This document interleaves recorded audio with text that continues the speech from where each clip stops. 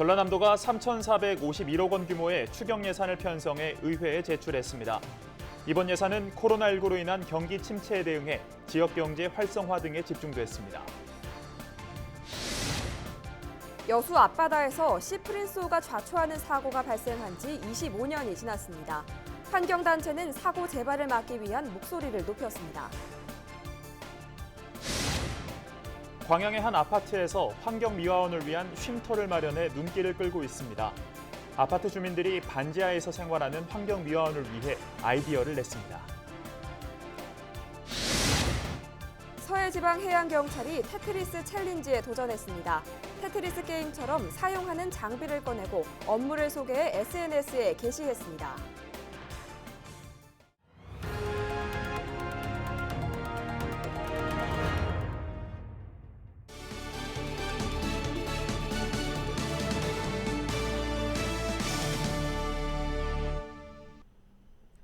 시청자 여러분 안녕하십니까? 헬로티비 뉴스 전남 시작합니다. 25년 전 시프린스호가 여수 해상에서 좌초하는 사고가 발생했습니다. 당시 원유 5천여 톤이 해상으로 유출되는 피해가 발생했는데요. 여수 바다는 물론 경남과 부산 해역까지 오염시키는 최악의 사고로 기록됐습니다. 환경단체는 사고 25주기를 맞아 사고 재발을 막기 위한 목소리를 높였습니다. 서경 기자가 취재했습니다. 1995년 7월 23일 여수 남면 소리도 해상에 선박 좌초 사고가 접수됐습니다. 5천여 톤이 넘는 원유를 실은 14만 4천 톤급 유조선 시프린스호였습니다. 선원 19명은 탈출했고 1명이 사망한 안타까운 사고. 여기에 바다 위로 홍수처럼 쏟아진 원유는 되돌릴 수 없는 해양 오염 피해를 만들었습니다. 우리 여수 바다가 기름으로 오염돼서 죽음의 바다가 되었던 사건입니다. 그 이후에 10년 또 되는 해까지 저희들이 직접 해변을 가면 기름을 확인할 수 있을 정도로 환경에 많은 영향을 미쳤고 또 우리 어민들의 생계에도 많은 영향을 미쳤습니다. 해경에 접수된 피해 건수만 230여 건, 3,295헥타르, 204km 해상과 73km에 이르는 해안이 거뭇한 기름으로 뒤덮였습니다. 여수 지역 어민들은 사고 후 12년이 지나도록 피해가 이어진 것으로 기억합니다. 어족 자원이 폐사한 것은 어쩌면 자연스러운 수순이었습니다. 태풍 피해만 했을 때 예를 들어서 그때 태풍하고 같이 왔거든요. 50%가 피해를 봤다 그러면 기름이 같이 와가지고 거의 90%를 본 거죠. 1심에서는 이겼는데 2심, 3심 하다가 지쳐서 다 그만뒀죠. 피해를 수치화하는 건 무의미했고 해양 생태계가 다시 복원되기까지 10수년이 걸렸습니다. 지역 환경단체는 시프린스호 사고를 반드시 기억해야 한다고 강조하면서 사고 현장을 담은 사진으로 사진전을 열었습니다. 오는 주말에는 사고 피해 지역 환경 정화 활동을 진행할 계획입니다. 사상 최악의 해양 오염 피해이자 최악의 인재로 기억되는 시프린스호 좌초 사고. 관련 종사자들의 경각심 고취와 해양 환경 보존에 대한 관심이 절실합니다. 헬로티비 뉴스 서경입니다. 전라남도가 3,451억 원 규모의 추경 예산을 편성해 전라남도 의회에 제출했습니다. 이번 예산 편성은 코로나19로 인한 경기 침체에 대응해 일자리와 취약계층 지원 등 고용과 사회 안전망을 강화하는 한편 지역 경제 활성화 등 경기 부양을 지원하는 데 중점을 뒀다고 하는데요. 송효찬 기자가 정리했습니다. 전라남도가 3,451억 원 규모의 추경 예산을 편성했습니다. 경기 침체로 감소가 예상된 세입을 국채 발행 등으로 충당해 코로나19 대응을 위한 재정 지출을 차질 없이 지원하겠다는 것입니다. 또 세출 확대로 고용과 사회 안전망을 강화하고 지역경제 활성화와 한국판 뉴딜, K방역 산업 육성 등에 중점을 두고 편성했습니다. 네, 이번 추경 예산은 지난 7월 3일에 국회 본회의를 통과한 정부 3차 추경 예산을 반영한 것입니다. 코로나 위기 극복을 위한 예산이 편성되었고요. 그것과 별개로 그것과 함께 우리 전남에 맞는 선도형 경제기반 구축을 하기 위한 한국판 뉴딜 사업들을 하기 위한 준비 예산들을 좀 편성을 하였습니다. 추경 예산 재원은 국고보조금 등 이전 재원이 3,386억 원, 세외 수입 등 자체 재원이 31억 원이며 감액 통보된 지방교부세 466억 원을 지역개발기금에서 500억 원을 차입해 보전했습니다. 세출 예산은 크게 4개 분야로 나눴습니다. 고용사회안전망 강화 분야에 2,776억 원, 한국판 뉴딜 분야에 369억 원, 내수 수출 지역경제 활성화 분야에 186억 원, K방역 산업 육성 분야에 105억 원 등입니다. 9,500명에게 일자리를 지원할 희망 일자리 사업과 함께 한국판 뉴딜 사업으로 15년 이상 된 공공건축물의 에너지 절감 정주 환경 개선을 위한 그린 리모델링 등이 추진됩니다. 또 지역사랑 상품권 발행을 지원하고 코로나19 확산 방지를 위한 상시 선별진료소 7곳도 구축됩니다. 코로나19로 취소된 각종 행사비와 사업비 등 37억 원을 절감해 부족한 재원으로 활용했고 재해재난 목적 예비비 52억 원도 반영했습니다. 이번 추경 예산안은 오는 29일 열리는 전라남도의회 본회의에서 확정될 것으로 보입니다. 헬로티비 뉴스 송희창입니다. 최근 일부 아파트 주민들의 경비원 갑질 논란이 잇따르면서 많은 사람들이 눈살을 찌푸리기도 했죠. 그런데 광양에서는 갑질과는 반대되는 한 아파트의 따뜻한 미담이 전해지고 있습니다. 어떤 내용인지 김신혜 기자가 취재했습니다. 광양의 한 아파트. 최근 이 아파트에 새로운 공간이 생겼습니다. 환경미화원들을 위한 쉼터입니다. 16년째 아파트를 청소해온 이삼순 씨는 쉼터에 처음 들어온 날 설렜던 마음을 떠올립니다. 너무 기분이 그냥 날아갈것이 좋았어요. 너무 깨끗하고 쾌적해서 냉장고도 있지, 에어컨, 싱크대, 시크릿 싱크대랑 정수기랑 신발장.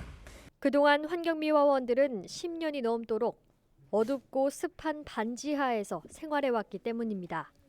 지난달까지 환경미화원 8명이 생활했던 곳에 가보니 작은 평수에 벽지에는 곰팡이 자국과 뜯긴 흔적이, 오수관에서는 물도 떨어집니다. 그 지하에 무슨 냄새, 키키한 냄새, 막 탕 냄새 같은 거요. 구질구질하니까 안 좋아도 그냥 할 수 없이 했었죠 뭐. 미화원 쉼터를 만들자는 아이디어는 다름 아닌 아파트 주민에게서 나왔습니다. 사람이 살 수 있는 공간은 아니더라고요. 우리 부모라면은 자식 된 입장으로서 절대 그리 할 수는 없다. 이런 생각이 들더라고요. 그래서 바로 추진을 했죠. 이건 아니다. 주변 사람들은 주 씨가 평소에도 경비원, 미화원들의 업무 여건을 개선하기 위해 힘써왔다고 말합니다. 최근에는 동대표들과 논의해 관리사무소를 리모델링하기도 했습니다. 이렇게까지 주위에서 칭찬을 받을 줄은 몰랐습니다. 우리 마음에 있어서 한 건데 주위에서 보는 시선이 너무나 틀리더라는 거죠. 그래서 이게 사람 사는 맛이구나 또 생각을 했고, 점차적으로 확산되면 우리나라에서 정말로 경비원들, 미화원들 정말로 일하고 살만 나는 동네가 될 것 같습니다. 환경미화원들도 아파트 주민들과 똑같은 사람이라는 생각에서 만들어진 미화원 쉼터. 일부 아파트 주민의 갑질 논란이 잇따르는 가운데 따뜻한 울림을 전하고 있습니다. 너무 좋아서 좋으니까 눈물 나네요. 네, 좋아서. 헬로티비 뉴스 김신혜입니다.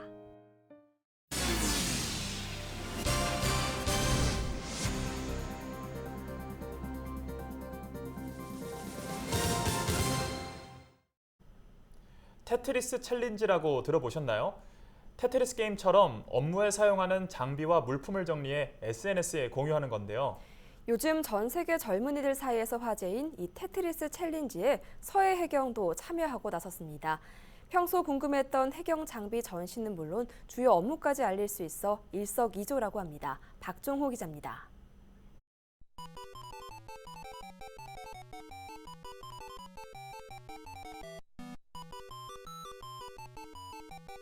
가판위로 해경이 장비를 하나둘 꺼냅니다. 잠수복과 소화기, 구명조끼와 방패까지 구조와 진압 활동에 쓰는 다양한 물건이 쌓입니다. 꺼내진 장비만 100개 이상. 마치 테트리스 게임처럼 빈틈없이 장비가 펼쳐집니다. 목포해양경찰 1509함이 단속 업무에 사용하는 물건입니다. 해경이 사용하는 장비와 업무를 소개하는 테트리스 챌린지에 나섰습니다.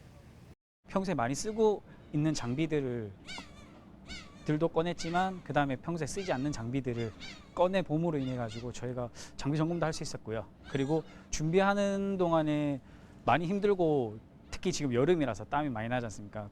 거의 다 코로나 때문에 지금 마스크도 쓰고 있는데 그래서 이제 직원들이 많이 덥고 힘들었는데 그래도 준비하는 동안에 또 단합해 가지고 이런 챌린지에 도전할 수 있었다는 게 정말 기쁜 것 같습니다.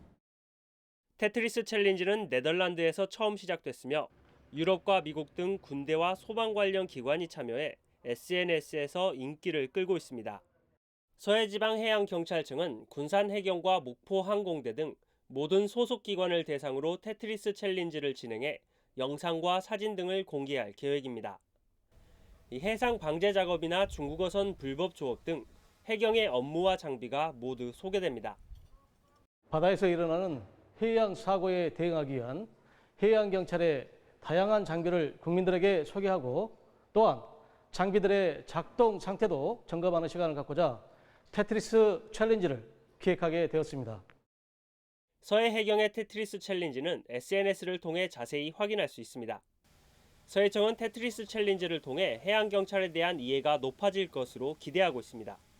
헬로티비 뉴스 박종호입니다. 코로나19 장기화의 영향으로 전남 지역 올해 상반기 수출이 감소한 것으로 나타났습니다.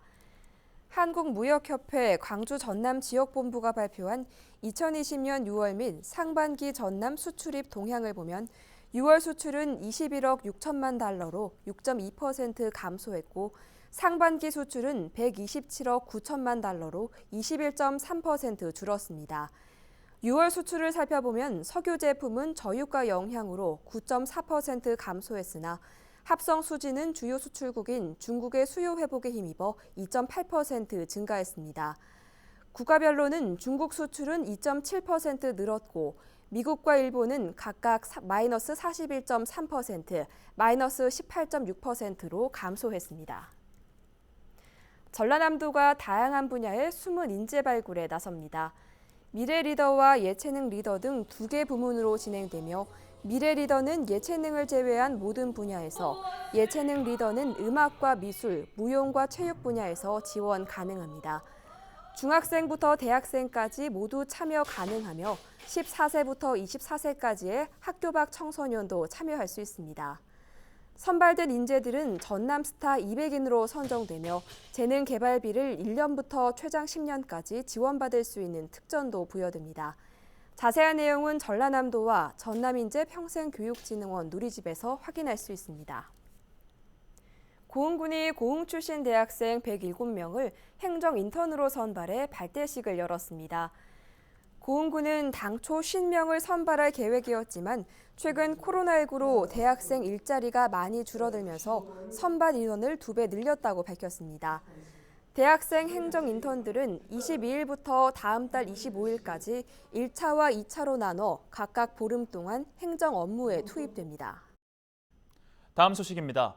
장흥군이 유니세프 아동 친화 도시 인증을 위한 1차 서류 심사를 통과했습니다.